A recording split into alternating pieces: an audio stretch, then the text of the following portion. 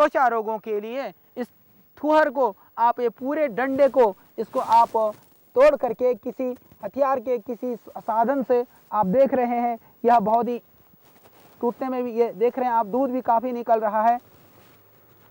इस तरह से इसको तोड़ करके, इसमें कांटे होते हैं तो कांटों से बचते हुए इसको आप एक बोरे में, कट्टे में डाल करके इसको डंडे से पीटें या पत्थर से कुचलें या किसी हथौड़े से टुकड़े टुकड़े कर डालें तो अंदर ये कांटे भी सब, ये पूरा इसका डंडा भी कुट जाता है। कुट करके फिर आप उसके रस को निकालें, खूब रस निकाल लें, लगभग आप 2 लीटर रस को निकाल लें। 2 लीटर रस निकाल करके 2 किलो रस में लगभग आप आधा किलो सरसों के तेल को डाल करके धीरे धीरे आंच पर आप पकाएं।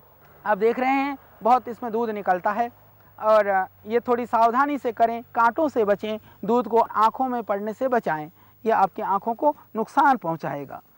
तो इसका फिर आप कूट करके लगभग 2 किलो रस निकालिए। रस निकाल करके आप आधा किलो यानी 1/4 तेल लेना है आपको।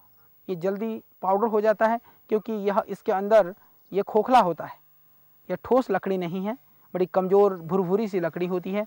अंदर एक गुद्दा टाइप होता है, एक तरह से जो पोली सी लकड़ी होती है अंदर से, आप देख पा रहे हैं। ये देखिए, ये पुरानी लकड़ी है मेरे पास में ही, इसके अंदर आप देख पा रहे हैं ये छेद है अंदर, इस तरह से ये अंदर से पोली होती है, तो जल्दी से ये जो है आप कूट सकेंगे इसको।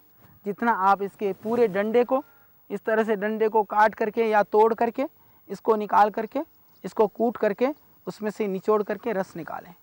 इसको कूटने का सरल उपाय जैसे मैंने आपसे निवेदन किया, हालांकि किसी पत्थर आदि में रख करके इसको डायरेक्ट भी हथौड़े से कूट सकते हैं, फिर भी कांटा लगने की संभावना रहती है, तो एक कट्टे में, प्लास्टिक के कट्टे में डाल करके कट्टे के ऊपर से ही कूटिए। कूट करके लगभग जितना इसका रस है इससे 1/4, जैसे आपके पास 1 किलो रस निकल गया तो 1 पाव सरसों का तेल में इसको धीमे धीमे आंच पर पकाएं।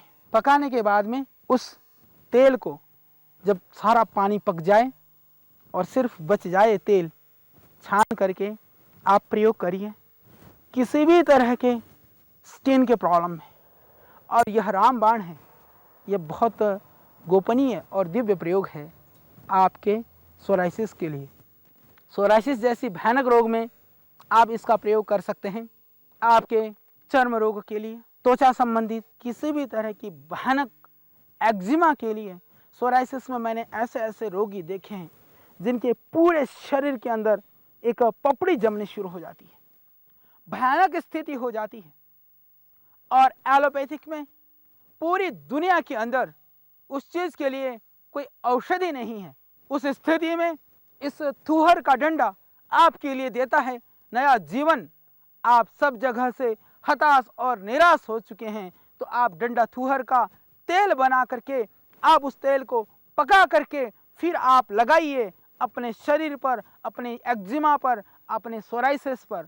यदि आप नियमित रूप से लगभग 1 घंटा, जैसे श्रद्धेय स्वामी जी बताते हैं वैसे आप प्राणायाम कर लें, और आश्रम में हम बनाते हैं कायाकल्पवटी, वह 2-2 गोलियां प्रातः और सायंकाल आप सेवन कर लें। खाने में परहेज का ध्यान रखें, तली हुई चीज़ें, मिर्च मसाले और जो शरीर के स्किन को, त्वचा को, विकृति को बढ़ाने वाली जो चीज़ें हैं, जंक फूड और फास्ट फूड से बच करके यदि आप इसके तेल का मालिश करते हैं, हालांकि कायाकल्प तेल में भी उसके अंदर यह डंडा थूहर डाला जाता है, फिर भी स्वयं आप शुद्ध इस थूहर का तेल का निर्माण करके अपने स्किन पर लगाएंगे तो आप देखेंगे मात्र 7-8 दिनों में चर्म का जो रोग है और जो चमड़ी का जो कलर है वह परिवर्तन होना प्रारंभ हो जाएगा, और आप देखेंगे आपके मुरझे हुए चेहरे पर मुस्कान आ जाएगी। जीवन की जो निराशा आशा में बदल जाएगी। हताश और निराश आप